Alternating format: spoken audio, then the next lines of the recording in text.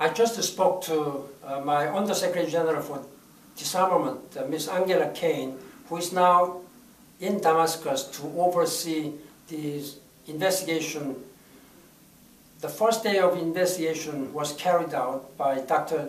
Sellstrom and his team. What I'm told at this time, that their vehicles was attacked by an unknown sniper.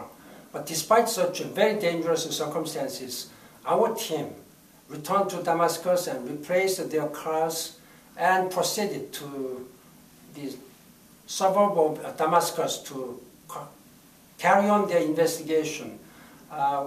They visited 2 hospitals, they interviewed witnesses and survivors and doctors, and they also collected some samples. They are now returning to Damascus. I'll have to wait a little bit more to get the first view of Dr. Sellstrom. But in the meantime, I have instructed Angela Kane to register a strong complaint to Syrian government and authorities of opposition forces so that this will never happen.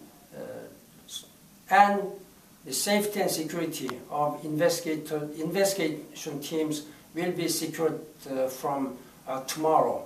And I'm awaiting full report.